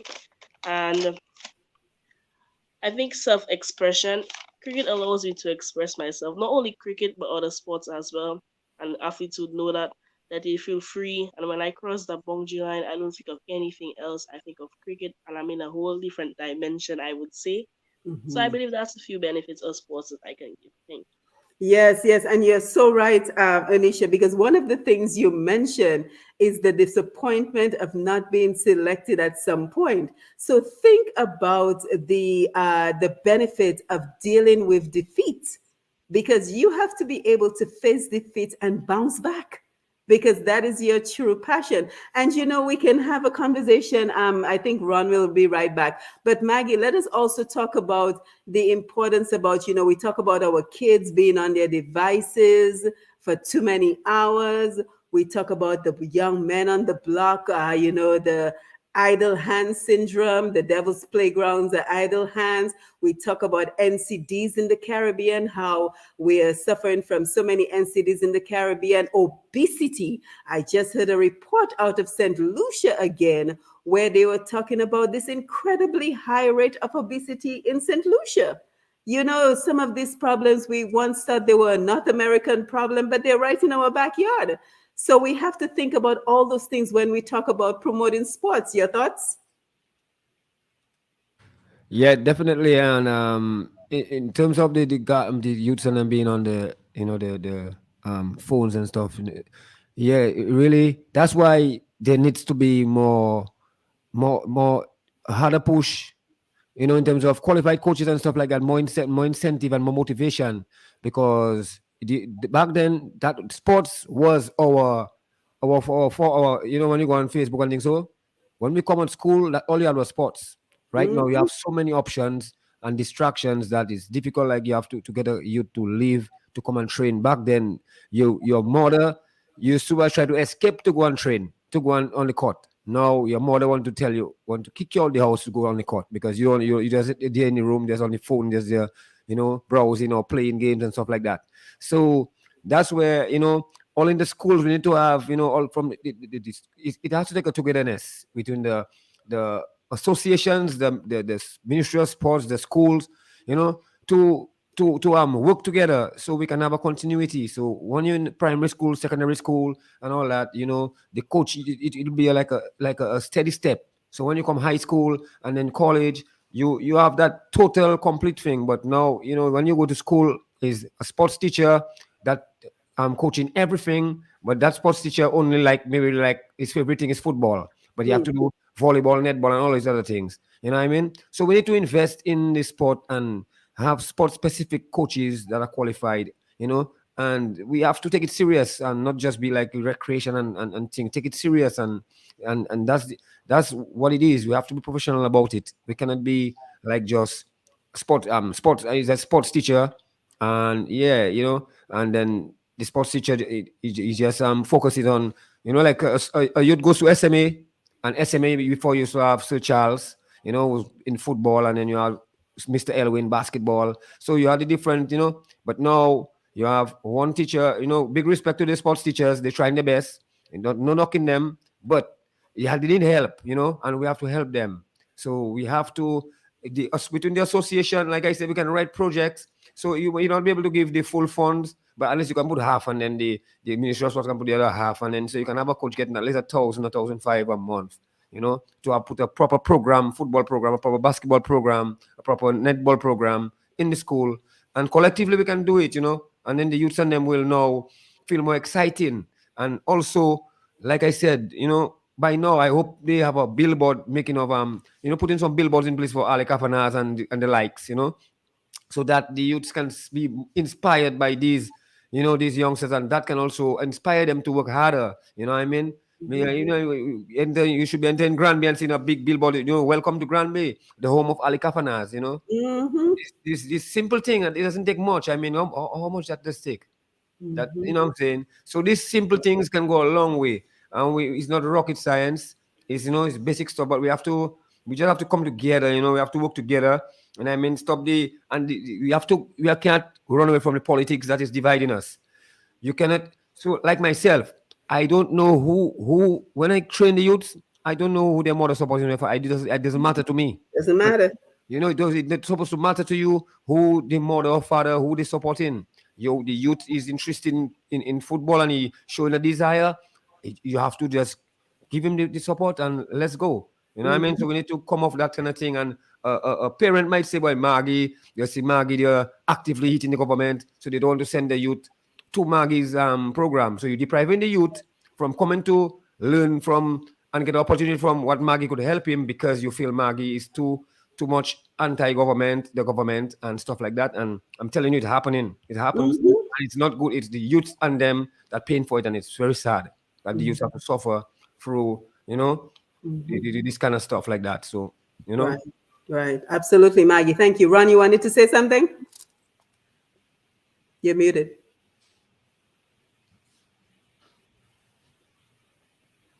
Ron, you're muted. I Hold just on. wanted to. Just I give me wanted one to. second. Lambi, did you have a call? Okay. Go ahead, Ron. Yeah, I just wanted to big up Maggie again and the volunteerism that drives a lot of the things that are happening, the spark that keeps things going at community level Mm-hmm. for a lot of the sports that's going on and succeeding in Dominica today. Mm-hmm. You know, if it wasn't for coaches like Avaska Charles of the Southeast, whose dedication is there, there's no stipend, and Maggie pointed that out, and that would be a wonderful way of inspiring and motivating further those who have already been identified and doing the work voluntarily at the community level to keep sports alive in the country, to keep people like Earnisha and other talented youth going, because without that, those youth will just disappear. Absolutely. And again, it comes back to the mindset that we talked about. But before we go there, Maggie, you have a very important, and we have to think beyond Dominica. We have to think beyond Dominica because, Maggie, one of the things that I know that you're doing is that you're working in collaboration with a coach in New York, Coach Francois. So tell us about that because this is how we take it to the next level, right? We look beyond Dominica, we look at the region, we look at the rest of the world, and we say, how can we connect? How can we collaborate with people outside of Dominica so we can open up the field, literally open up the field so that Dominicans have more opportunities. So tell us about that collaboration because that is the direction that we have to go if we're looking to elevate sports. Yes, well, it all comes again through the networking. Networking Yes. is very important, and it stems from myself being in the music. That's what I used to do, network, when I was in WCK to get the music out there so we could get gigs all over. And so through them, same, we realize that, that networking works with everything basically. So it's through networking and the market, the media, social media, and bringing, promoting the athletes telling you about one linking you to another coach and boom boom and then right there. So we have to look beyond, like I say, beyond Dominica. No longer can you say not just because I'm in Dominica I cannot make it. Yeah, because there it's in your palm of your hand. The phone is in your palm of your hand and you can reach out to everybody, what I mean, a friend of a friend. And there's also the former athletes and them that are out there in the US, that went to the colleges that have their links, and with the coaches have to also pass it on, pass it on back to the coaches back home, so we can get more youths to go through there, and voila. So Coach Donald first come through the network, and then G5W phone call. Yes, phone call. Thank you, Maggie. Good evening. I'm Good sorry, evening. Dunstan. I keep calling you Maggie. That's okay. Good evening, caller. Thanks for joining us. Please go ahead. Oh, we lost that call. Okay, we'll take it when the caller calls back. Thank Yes, you. so I was saying, Coach Donald is from G5W. Caller. Okay, call. Good evening, caller. You're on. Please go ahead. Good evening, Dominica. Good evening. What a good conversation. Thank you. But one of the things that we have to take into consideration in the early 80s, late 80s, early 90s, there was that level of discipline. The elderlies before us, the players before us would not introduce marijuana to us. Rather, we as young men growing up, we want to be like them. And you know how they take soccer, whatever sport they play, how they take it serious. Two men come to me in St. Joseph, and I want to take that opportunity tonight and thank you in a big way to congratulate and to thank that special family, the Marshall family. Eustace Marshall, Shane Marshall, Litsa Marshall, Roy Marshall. You call them the four horses. They have made St. Joseph and Dominica proud for a number of years. The way they play soccer in Dominica, people had to take soccer serious at that time because those guys was no nonsense. But I can tell you, those guys was good, but they had family support, their mother and father. Ma Marshall and Mr. Marshall, I can tell you, these people was no nonsense. And I want to take tonight and say special thanks to that husband and wife for bringing 4 guys that have made St. Joseph great over the years. I can tell you, when you have family support, that will not lead you the wrong way and give you right direction. That marijuana the government introduced to the young men in Dominica is the #1 killer to sports in Dominica. We have to face the truth. When you smoke, you're not normal, and you're not going to travel overseas, and they're not going to test you for drugs. So anytime you're into marijuana, you have already caught up yourself from the international sport. So we have to stress on that too. God bless Dominica. Thank you. Yes, excellent point, caller. Excellent point. Thank you for sharing that. Maggie, let's go back to you. Call. Call. I'm sorry. Good evening, caller. Please go ahead. Hello. Yes. Good evening. How are you doing? Good Fine. evening. We're well. Good program. Good program. Thank you. Thank you. I'm just trying to. Today I was just reflecting back when I was a young man involved in sports. And I remember we had a community league that called the Reebok League that we organized in the area of Castle Bruce, the territory, Calinago community, La Plaine, the whole East. And because of how we played, we ended up going to Marigaland, and we had a good stint where we won a match.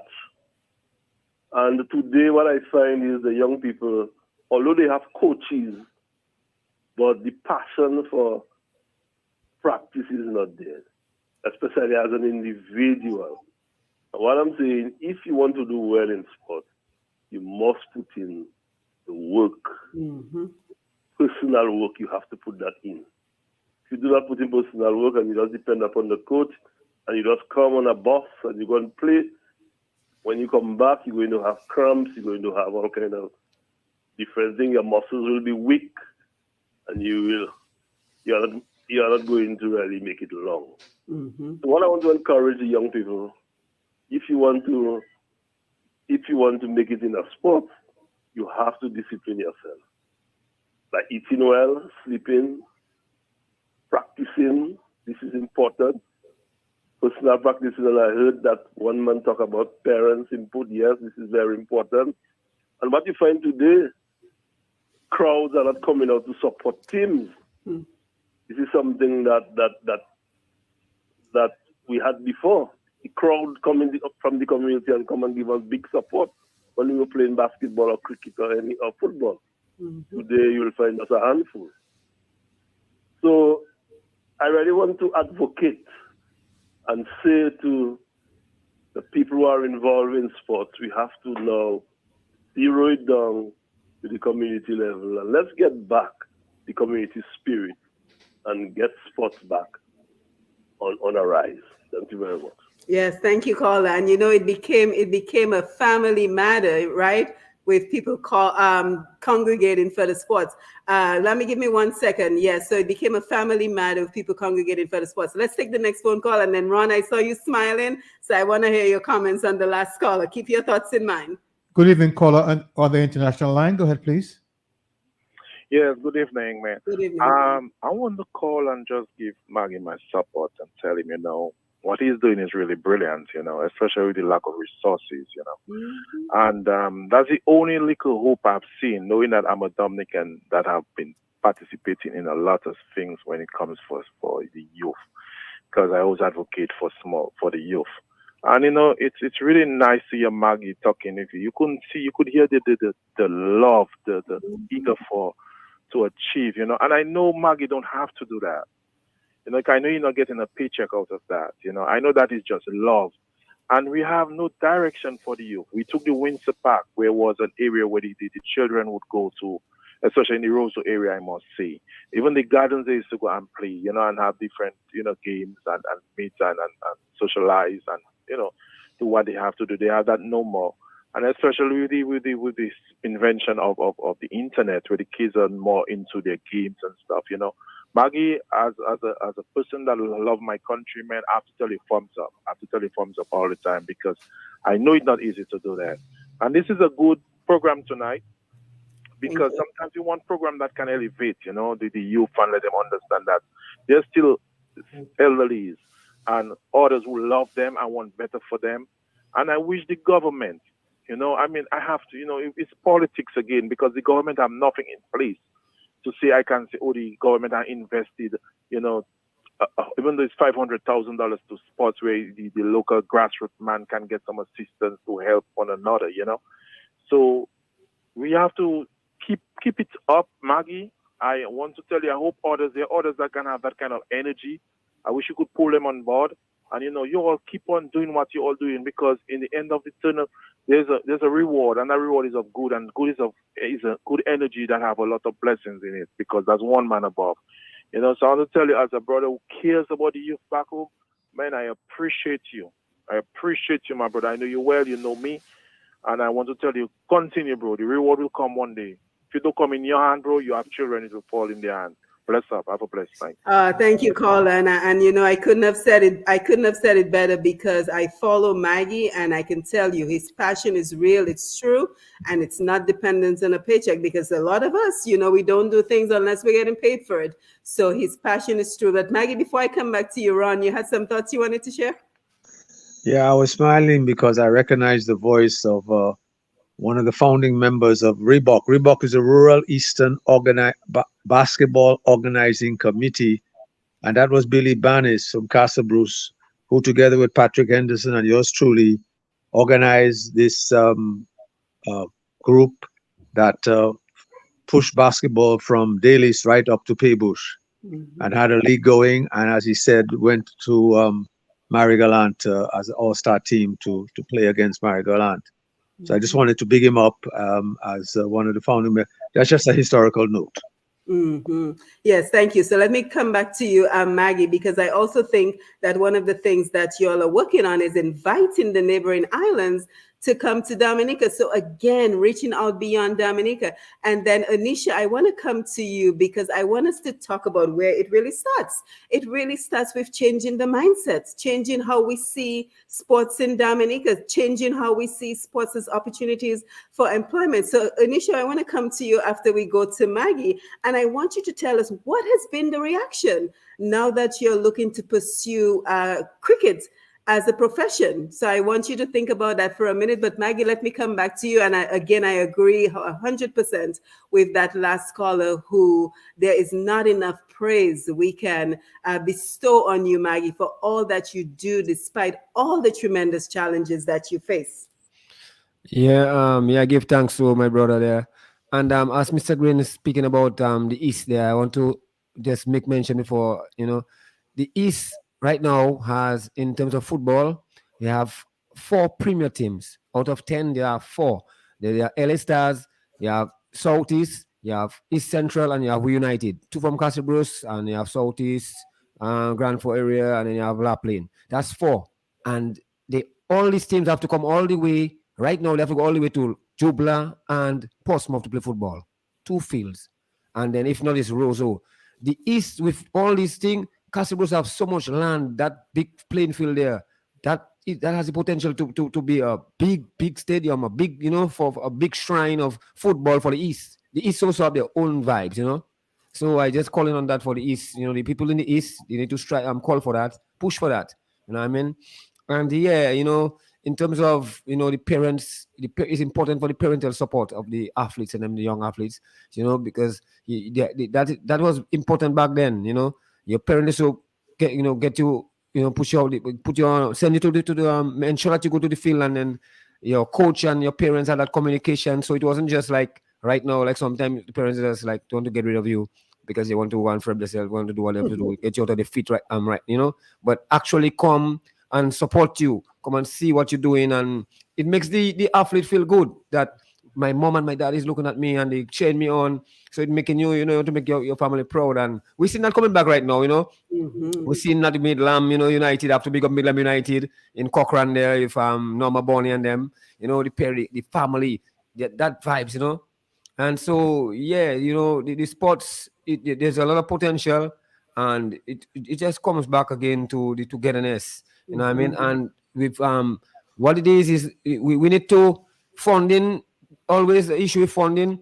What we need to do now, we need to start hosting these tournaments, host small tournaments, so we can invite the teams and clubs to come over here. So then we also benefit. When 4 or 5 teams come, they have to stay in hotel, they have to eat, they have to move around. That's income, that's sports tourism. So we have to look at sports as a holistic thing and not just the game itself. Yeah, absolutely. We have a call? Yes, thank you.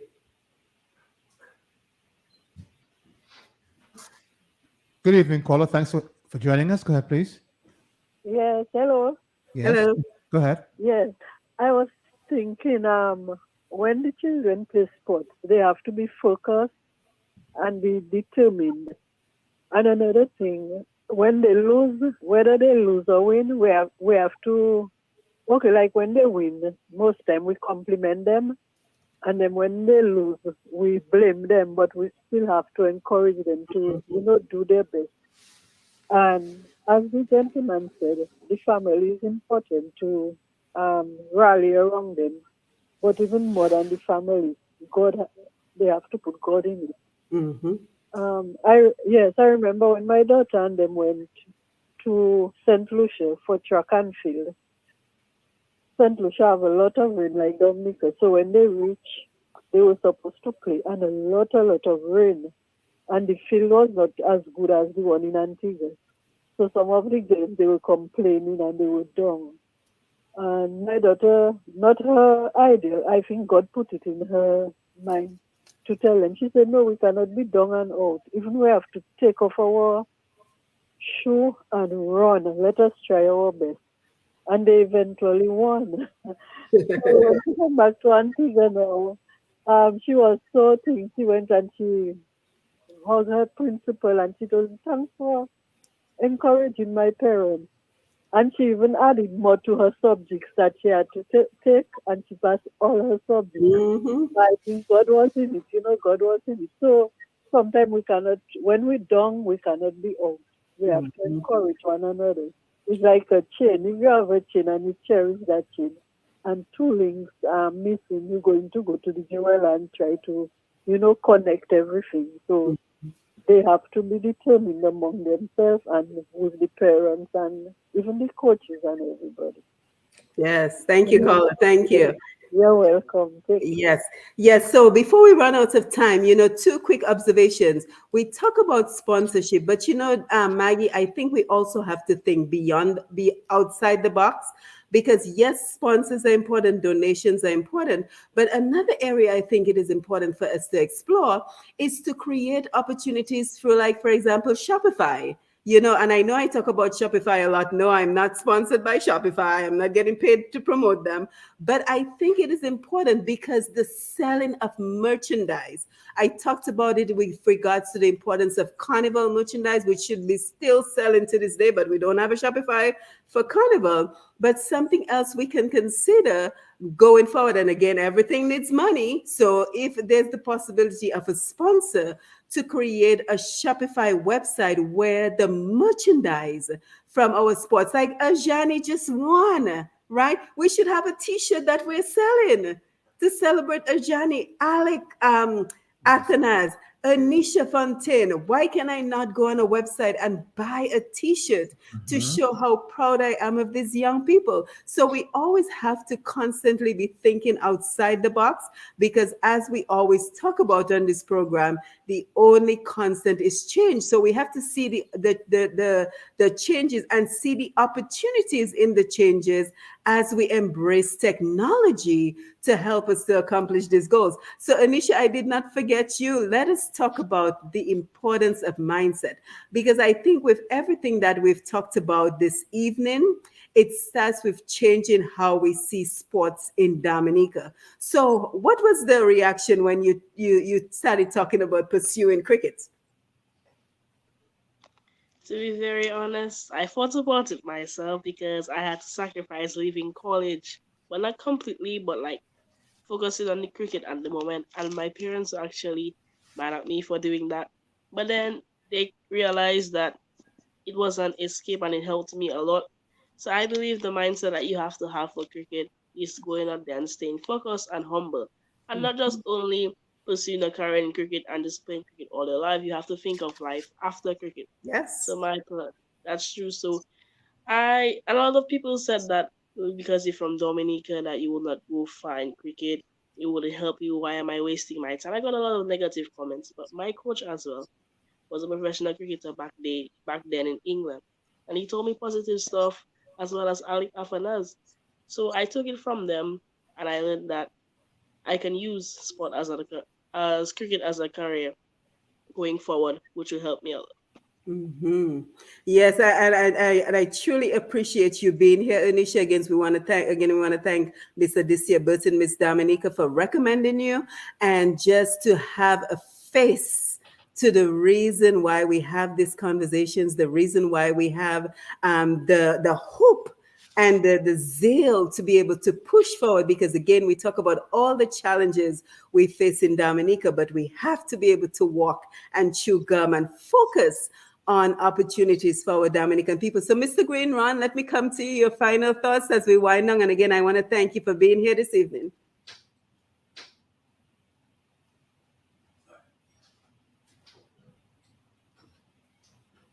You're muted. Oh boy, I wonder if he can see us. You're muted, Ron. Sorry. Oh, that's okay. Yes, thank you. Let me thank you for inviting me to the program, and I want to encourage you, Simone, to continue with these kinds of discussions, bringing on various sporting personalities, different parts of the country to discuss their views as to how we go forward, because I think it is important that we air these views. Too often we have views, but we don't get the opportunity to share them.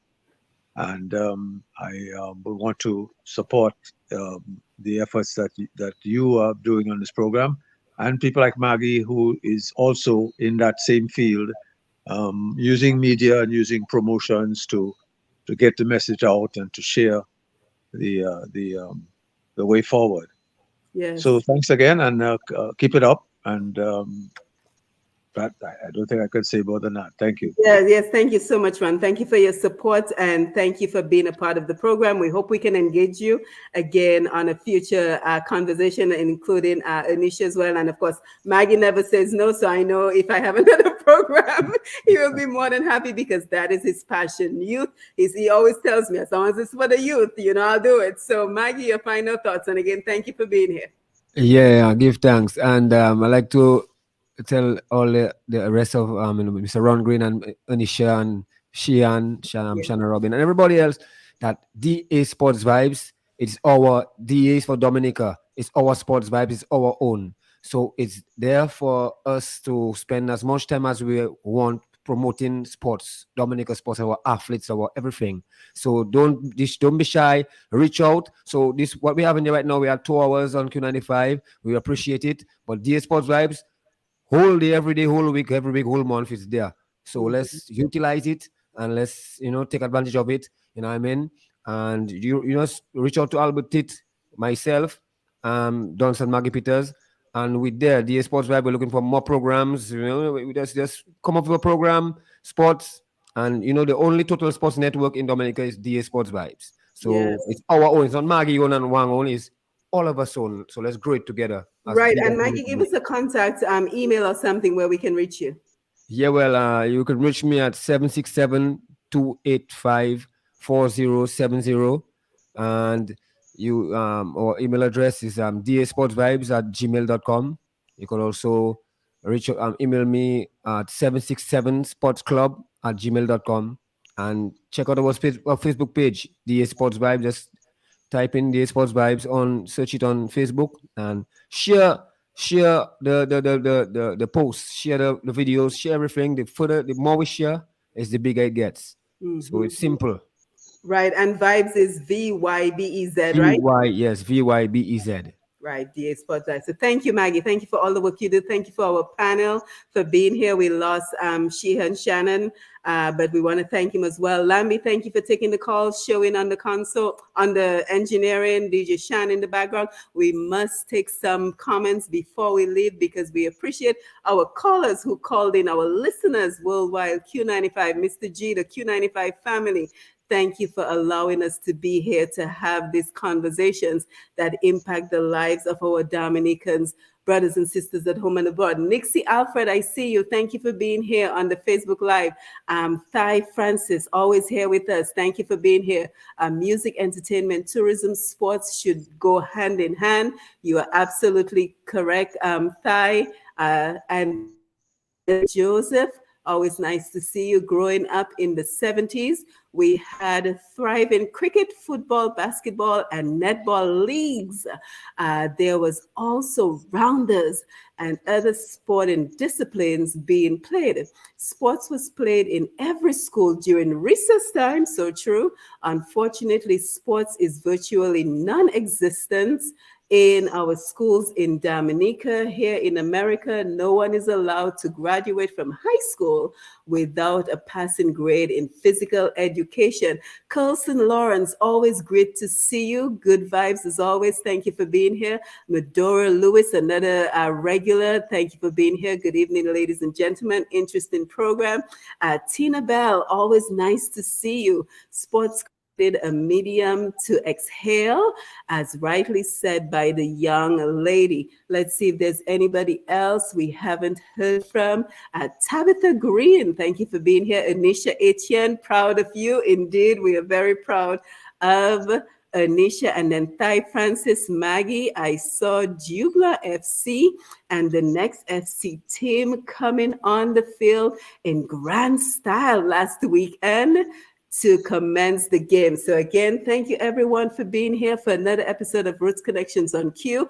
I am Simone Mathieu, and this evening we talked about embracing opportunities in sports. Where do we go from there? Where do we provide opportunities for the Earnisha Fontaines of the world, Alex Athanas, and create that pathway so that it is not so difficult for our young people in Dominica to pursue sports. And I have to tell you, you know, I talk a lot about strategic action plans, but that is what it will take to move our people, our country, and our region forward.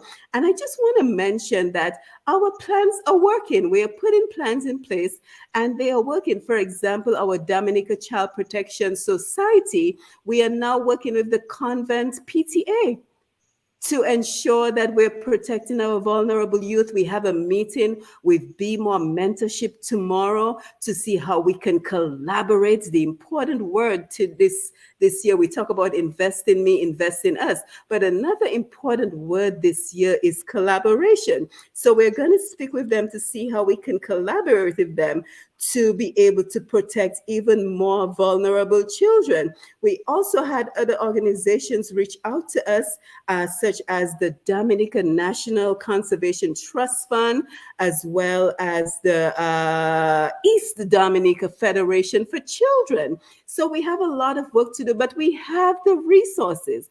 We have the people. I mean, imagine how many people have been on this program to date.